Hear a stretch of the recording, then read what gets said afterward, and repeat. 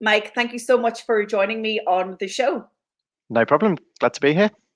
So listen, first of all, tell us about West Midlands Police and your role within corporate communications. Okay, yeah, so West Midlands Police, second largest force in the country. We police a huge area, more than 2 million people, very diverse area, lots of urban areas. Obviously, we've got big cities, Birmingham, Coventry, but, great area, very exciting area to work in. Obviously, we've got the Commonwealth Games coming up this year. We've just had City of Culture for Coventry coming to an end now. So yeah, really busy policing area. My role particularly, my job title is news producer. So I work within the corporate communications department. So we are the voice of West Midlands Police, if you like, internally and externally. So we've got a whole team dedicated to internal comms because we've got around 10,000 people in the organisation. But then my focus is on the news output. So that's working with the media on responding to their queries, which we get several hundred a week, but then also issuing proactive content as well, based on the good work that our officers do. And I say within that role, I've got responsibility for the social media team. So we have got large followings across all the major platforms, and are kind of constantly looking at ways to increase that, but more importantly, to increase engagement and help the force's mission. So I've been an external independent observer of West Midlands Police for many, many years, and you guys have featured in my academic thesis and in both of my books. And so I'm a huge fan of your work.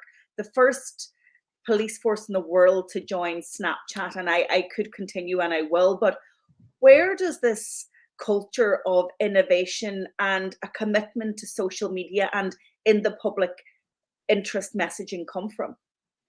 I think it's kind of ingrained in everything that we do, really. Innovation is one of the kind of key pillars for what we do. We appreciate that you can't stand still in the social media world. You've got to constantly be looking to the next thing. Sometimes the next thing might not pan out. We see social networks come and go from time to time. Obviously, there are a few kind of stalwarts that have been with us for many years now. But yeah, it's just about we kind of just focus on what we want to achieve as a police force, which is preventing crime, protecting the public, and helping those in need. And what we can do to build on that. It's such a fast moving landscape in terms of social media. We've recently started a TikTok channel. TikTok is something that we didn't get involved with too early because we just wanted to see how it was panning out, what kind of things it would be used for. But we felt relatively recently that it had got to the stage now where we could find a voice on there and find an audience on there that perhaps wouldn't be engaging with us on the more traditional platforms like Twitter and Facebook. So yeah, I think it's just constantly being aware of what's on the horizon, and working out how we can use it to our advantage.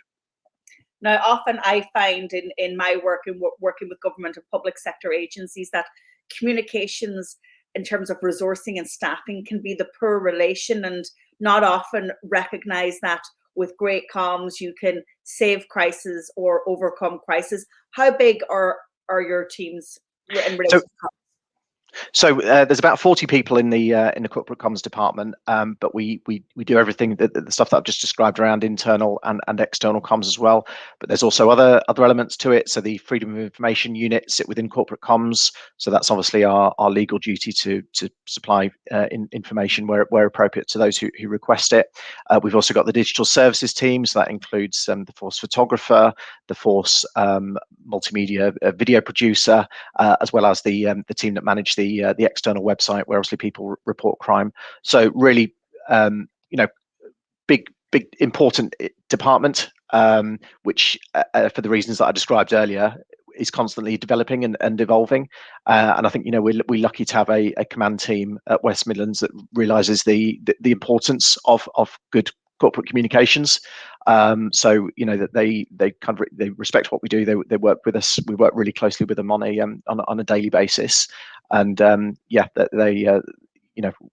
are in a pretty good position, I'd say, in terms of all of that. I think you are. Now, I know that members of the Irish police force and Garda Síochána, who have about 15,000 of a team, I guess, will be looking over at West Midlands and going, wow, 40 core staff and then digital service, freedom of information, etc. Have you gone externally for your staff, or do police officers kind of move into comms, or is it a mix? We've got people on the team who have held other police staff roles. It used to be that the department was headed up by a police officer. We've now got a staff member, a police staff member who heads up the department. So we don't actually have any police officers within the department. But we've got a mixture of backgrounds. People like myself, a former journalist. We've got people who've had kind of marketing backgrounds as well before. We've just had someone join who worked for a charity producing video content for them. So he's just joined us now. So yeah, a real kind of good mix of backgrounds and skills that are brought to the table. And I actually really love your job title, like news producer. Like, this is a very sophisticated, well-oiled media machine. Because if you think about it, those responses to media requests, freedom of information, it's very difficult unless you put in that comms infrastructure. So do you think you're served well and are giving a very timely communication service to media and to public?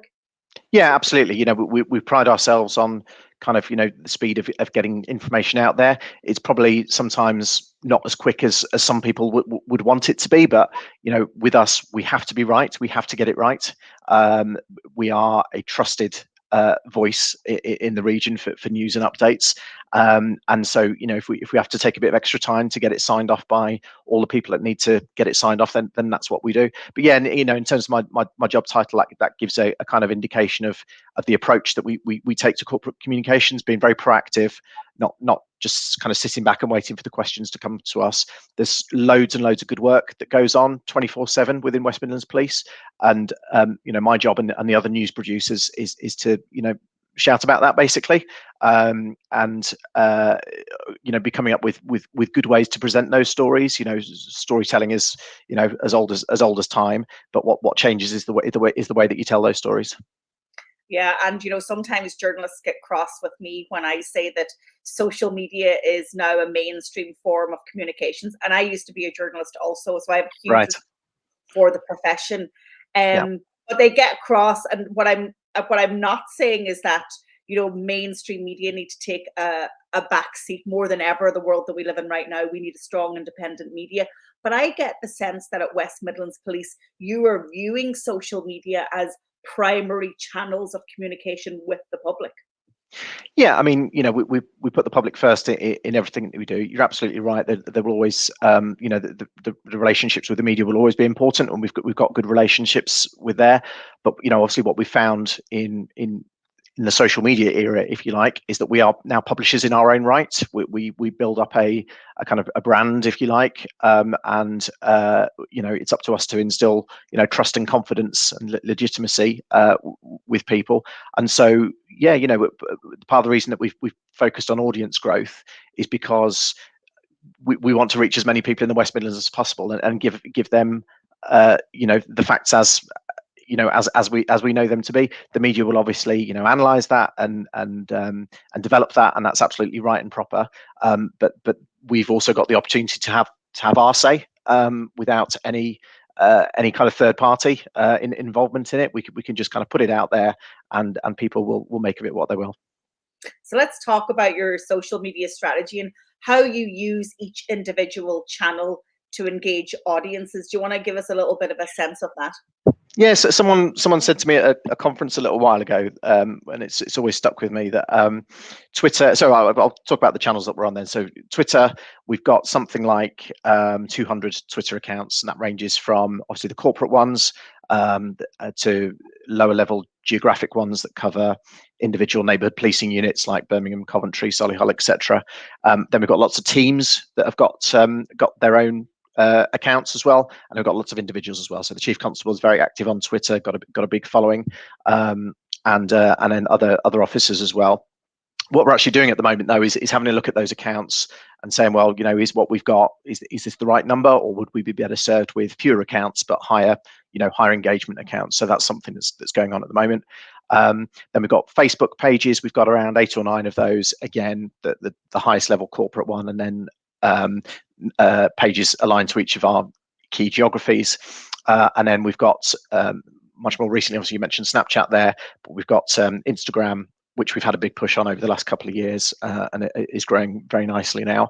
And then most recently TikTok, I say, which we've just started posting content to probably in the last 3 to 4 months.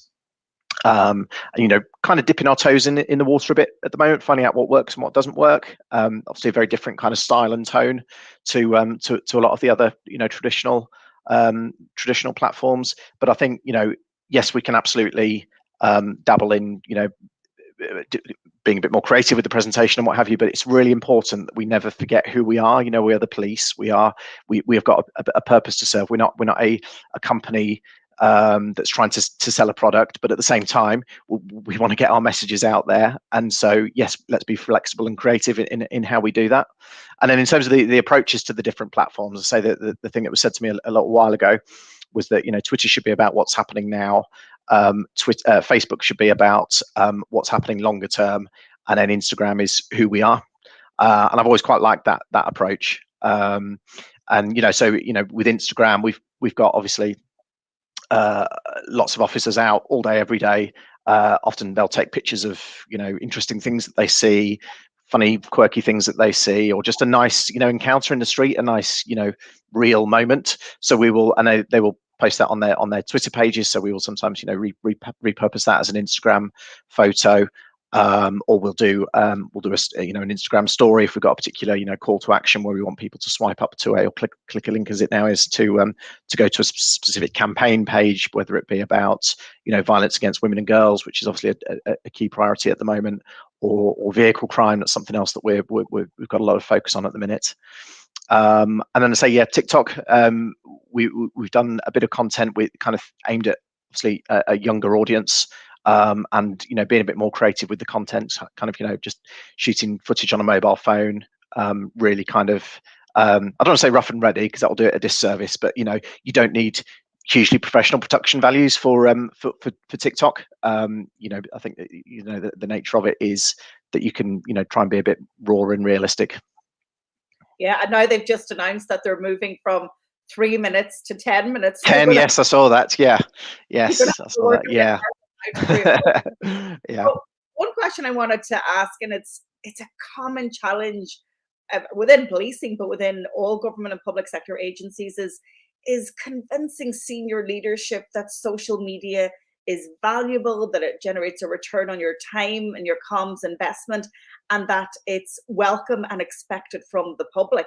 How do your senior leadership engage? And you've already mentioned that you have accounts for their voices, but it seems to me that they're pro-social.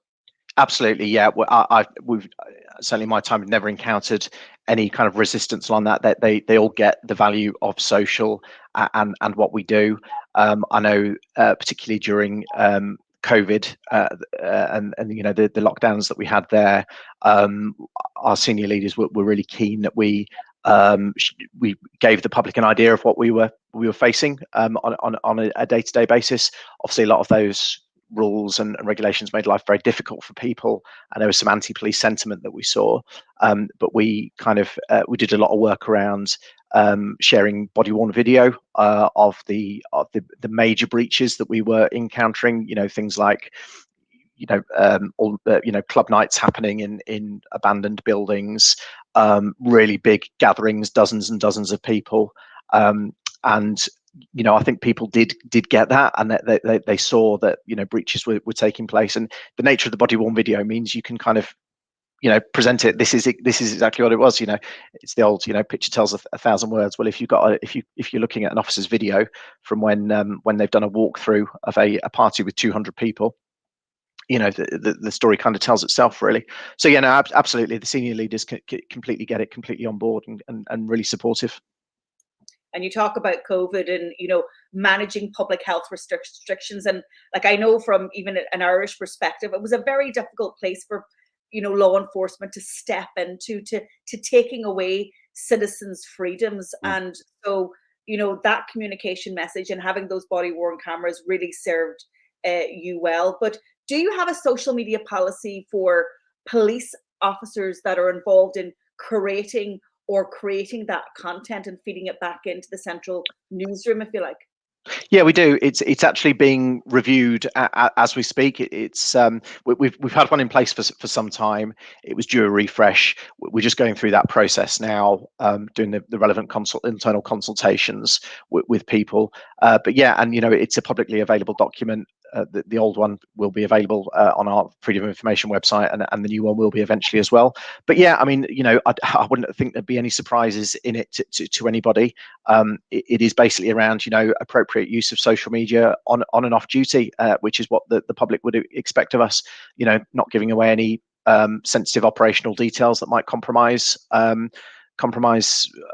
work that we're doing, and just maintaining the professionalism really that the public rightly expects of us. And when it comes to content production for social media, and the demands on marketers are huge right now in terms of the multiple different content formats that are required. And we've just mentioned like TikTok is pushing out the bar to 10 minutes. Do you have any like content repurposing strategies that were derived within your newsroom hub? Yeah, we obviously, I say, but one of the things that I did when I started was have a big push on video, and particularly body worn video. So on the news desk now, everyone, it started off, we only had a couple of computers, office-based computers that had video editing software on. Obviously, when we went to working from home during lockdown, we arranged for that to change. Now all of our laptops in certainly my area of the office have got video editing software on them.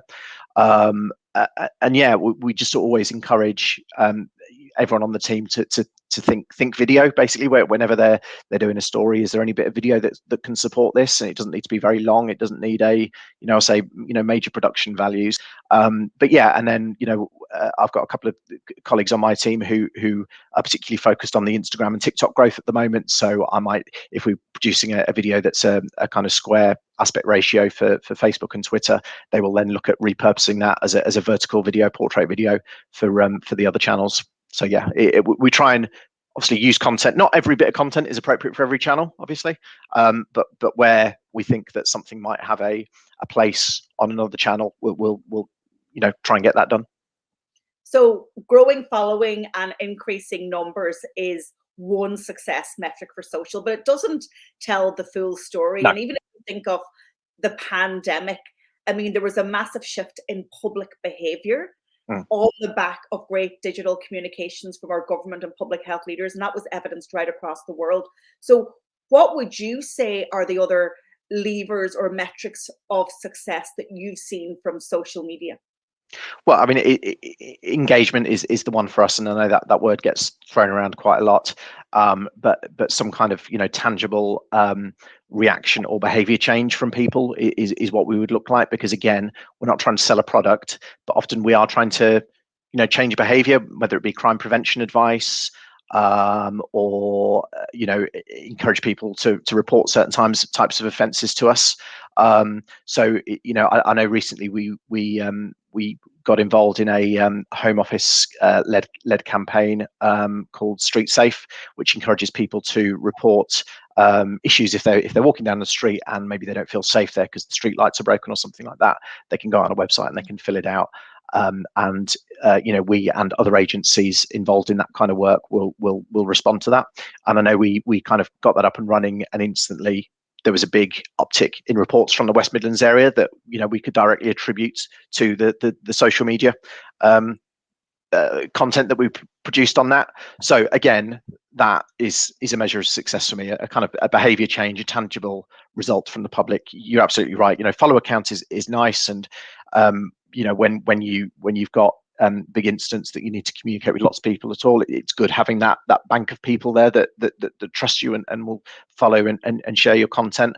But really, and this is something we're developing more and more at the moment, it's about that behaviors, engaging with the right people. We're doing lots of work around kind of audience segmentation at the moment, in terms of there's a whole network out there of community Facebook groups that are really kind of not low level, local level, almost kind of street level, really, residents groups that will be talking about issues in their area. Well, that's a really engaged audience there who are really passionate and interested in their area and will want to know what's going on. So we're looking at how we engage with them to get our messages out there. Now, obviously, you engage with other police associations and organizations, and even with government or public sector, because when you're in comms, you share best practice. But are other organizations envious of the output and the team that you have? Because it seems to me, again, on the outside looking in, that it's a well-oiled digital comms machine. Yeah, I mean, it's we do get quite a few questions into us about how we do what we do and why we're doing it. I know particularly around the video. I've given some feedback to some national colleagues around the kind of workflows that we've got set up for body worn video and that kind of thing. So yeah, it is always nice to have that kind of feedback and praise. But similarly, we will also look at no one's got all the answers to everything. We're looking at other forces all the time to see what they're doing and see what we can learn from. I go to meetings with national colleagues from time to time, and we discuss what's working and what's not working and the challenges that we're all facing. So yeah, I don't want to sit here and pretend that we've got all the answers.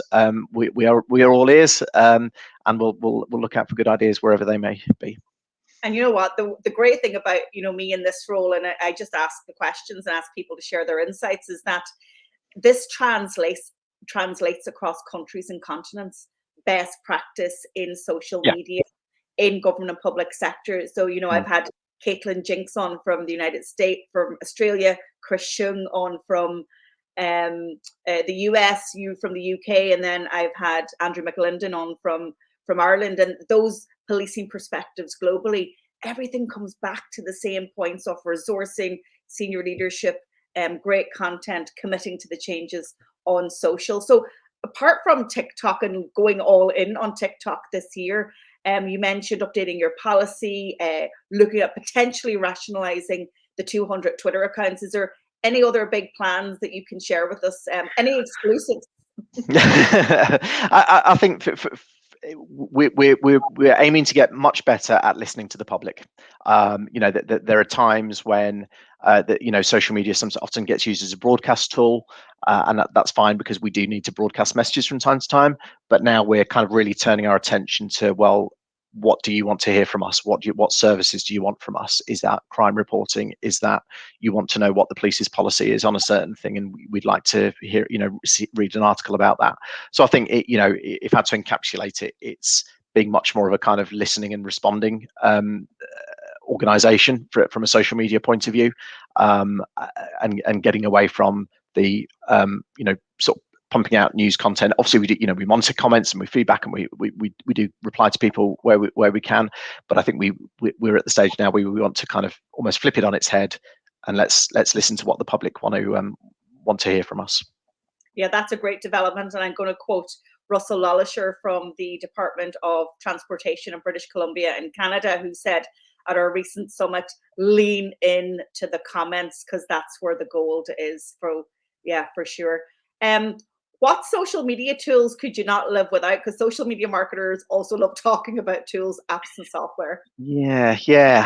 That's a tricky one. I mean, I spend too much time in the analytics sections of the main platforms, for Facebook and Twitter. It's a real rabbit hole there in terms of where your audience is from, how many seconds they spend watching a video. We look at that a lot in terms of video length. Are we wasting our time if we're making a video of more than 5 minutes? If the average watch length of one of our videos is more than 30 seconds, I take that as a big success. So I'd have to say the kind of analytics tools, we wouldn't be able to live without those. Yeah, and honestly, I always say to people I'm working with, for all the social media questions that you put to me, all the answers are actually in your analytics. Yeah. So just go and have a look. Okay, final question, Mike, and you've been so generous with your insights so far. People are going to watch this and listen to this, and likely they won't be at the stage where you guys are, but how can they get to the next step? Because I always say progress on social media is success once you're moving the needle. So have you got any practical advice for your peers? I think keep experimenting. You know, you might not get it right all the time, but just try. But also never forget who you are. You know, if you're an organization like us, you've got core values which the public expects from you that you can't deviate from. So yeah, just stick to who you are as an organization or an individual. But yeah, don't be afraid to kind of, you know, push the envelope a little bit. I love it. Experimentation, tests, and iterate. Mike Woods, it's been an absolute pleasure for me to finally get to speak to West Midlands Police after years talking and writing about you. Maybe somebody was actually listening, but I really enjoyed it, and I know my listeners and my viewers will. So continued success, and thanks very much. Brilliant. Thanks for having me. Appreciate it.